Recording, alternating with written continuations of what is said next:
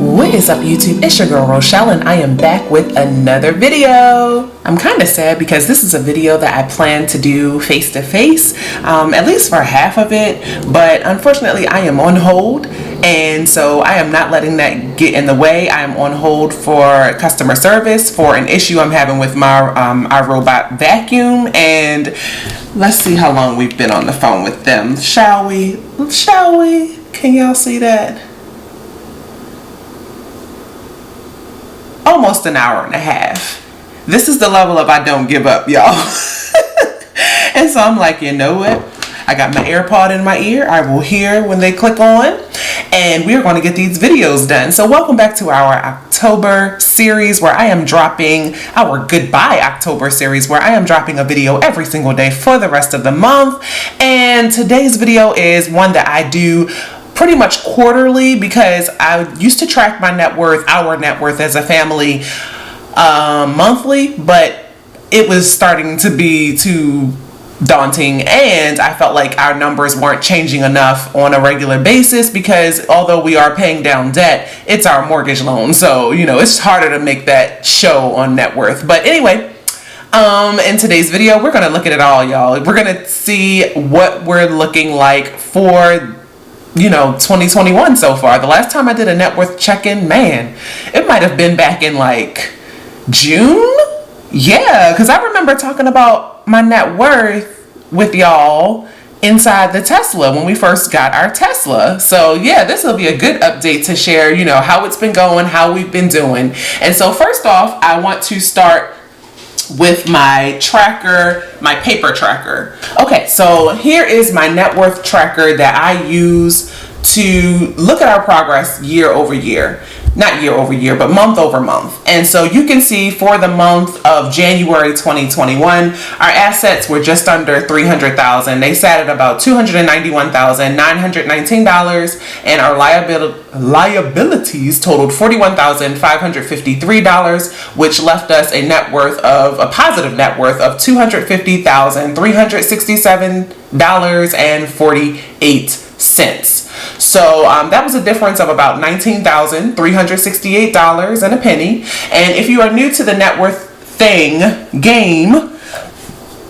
let me explain quickly that assets are things that you own that hold value. Liabilities are debts, IOUs, anything that you owe.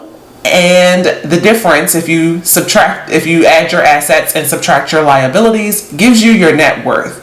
And I highly recommend that you track your net worth at least quarterly so that you can see your progress over time, because this is another way that I stay excited about paying off debt. So and the net worth tracking looks different for every household. So some people include valuables. We choose not to do that because we're not hung up on stuff outside of my filming equipment, some LV products, and maybe some, a few nice clothes. I really don't have a lot of things that are considered valuable in this day and age. I'm more of an experience type person. I like to travel. I like to do different things and create memories. And so we work hard to have a minimalist lifestyle, in the sense that we try to always be conscious of what we bring into the house, and if we bring something in, we try to remove twice as many things. So that's just something that we've taken on in like the last, I'd say, 2 or 3 years, and it's really helped so that we could, that's why we're able to move so easily. We've moved 3 times since we've been living on the island of Oahu, Hawaii, and it hasn't really been troublesome, because we try to get everything to fit in we have 6 bins and 12 suitcases. So, and a couch and a television. So that's literally how we choose to live, just so that we can focus on living our best life on a budget. So it's helped us, because we do tend to hold on to things. That's just something that we noticed when we were living in Baltimore, Maryland. And when we had to clean out our whole house so that we could move to Hawaii, it got real. So anyway, my little story, I always have a story for y'all.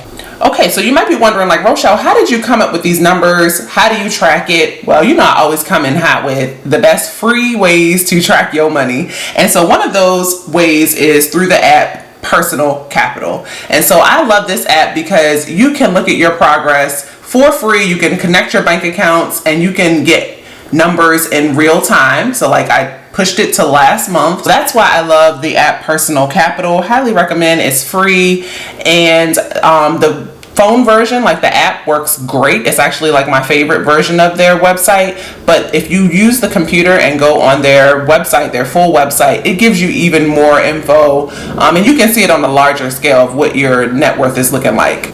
Okay, so if you fast forward, you can really see over the last few months, not a lot of change, right? For February, March, and April, and May. So that's why I say I don't really track our net worth monthly anymore. But you can see in the month of June, we definitely had some things happen. So what happened in June is we bought our Tesla. And that actually gave us a new asset to include in our net worth tracking. Prior to the month of June, we did not own a vehicle. We sold both of our vehicles in the years 2019 and 2020 consecutively, and so we've been living without having to pay car insurance, car payment for like 2 years, y'all. It's been beautiful, and we swore to ourselves that if we ever had to get into debt again to buy a car so that we could, get around, because you need a car in this day and age, that it was going to be a car that we actually wanted. So we definitely sprung for a Tesla, and my husband, he doesn't believe in base models, so of course he ordered the performance version of our Tesla. But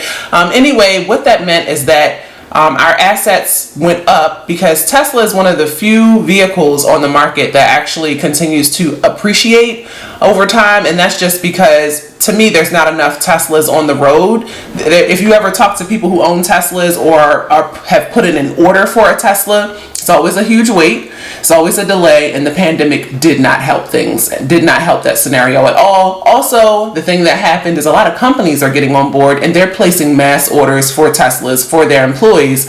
And like I just read a story the other day that Hertz is placed an order for 100,000 Teslas to be built and customized for rental car services so that they can say, hey, we got electric cars for rent now. So, imagine all the people who are going to place orders after them and how long that's going to delay their order. So we were fortunate to get our Tesla within 3 months, and we're just glad that we have it. I wish we could have always had that car. But anyway, that gave us a boost of $64,267.05 as far as our net worth. And so our net worth grew to over $300,000. And I know you're wondering, like, girl, would you pay cash for the car? No. The cool thing is we actually financed through Tesla, and although they had their different banks that they use to get their car loans for their customers, that took some time. It actually took about 2 months before we got our first car payment. And so that is why you don't see much change in our net worth until here in the month of September. We started making our car payments in around about August or September. So that's another perk of buying with Tesla. Now that could have just been a one-off thing that just happened randomly, but they had so many orders to process. It took time for us to get our first car payment. And just if you want to know what it's like to own a Tesla and how much money we spend, what our car payment is, what our interest rate is, definitely check out my video here, Eye in the Sky, where I went into detail about just how much it costs to own a Tesla. Again, I always find, so much information out there, but then there's what happens to you personally. And I found that it was so smooth, and it was a lot cheaper than I thought it would have been. We didn't put any money down, so we have a high monthly car payment, but our interest is very, very low. So anyway, that's the biggest shift in our net worth, and so that's why I spent a lot more time talking about it. Okay, so this is where we stand for the month of September. I got through on that phone call, y'all.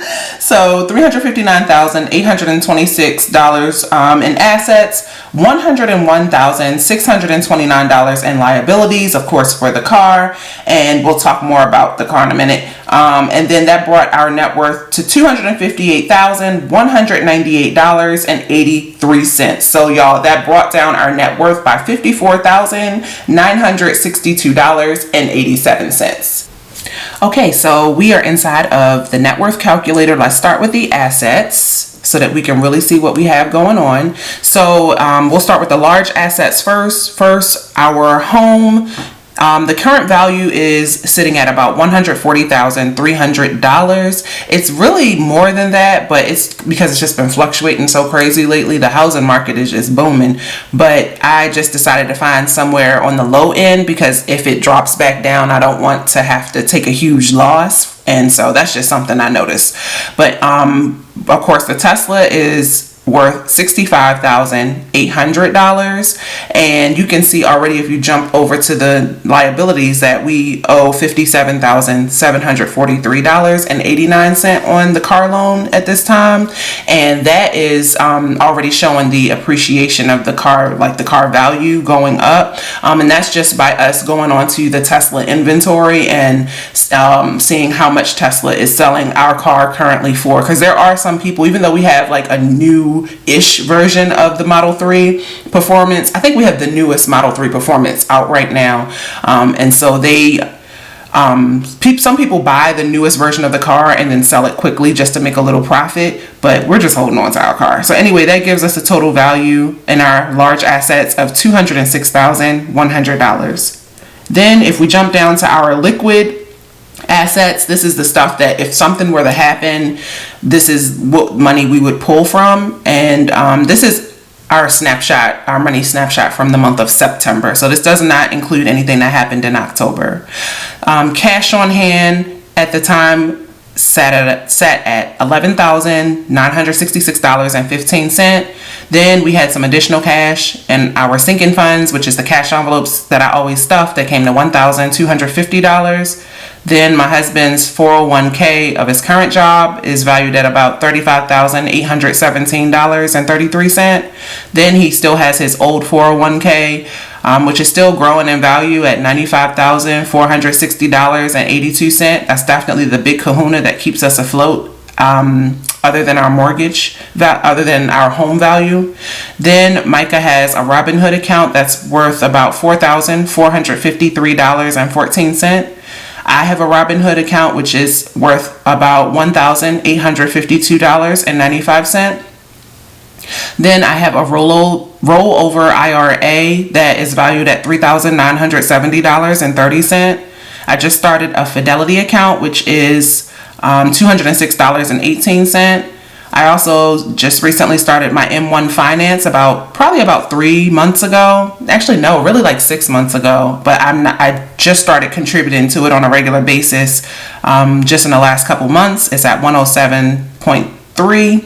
Then Eva has her UTMA, or custodial fund, and that's $133.15. And she pretty much adds to that from out of her allowance. We aren't contributing heavily, like investing heavily for her yet. We're going to probably start that in the year 2022 once this mortgage is done. Then Eva's IRA, we just started a new one for her. We did not contribute to it yet in the month of September. That started in October. And then I used to track our credit card cash back and our miles along with our app rewards on here, but I decided not to track it on here anymore, only because I decided that any credit cards that only have an option of cash back or gift cards, I'm going to just start cashing that money out and letting it just build up over time, and then I'm going to use it for travel. So that brought all of those liquid assets down to $147,661.23. So our total assets came to $353,761.23. So we always start with the green, start with the good stuff. And like I said already, I don't include any valuables or antiques. Now let's talk about the stuff we owe. Let's talk about the stuff in the red, the reason why I do these saving challenges, why I do these weekly mortgage payoff update videos, because I want to see these numbers go down. So currently, in the month of September, our mortgage actually went under $15K. It sat at $14,999.99.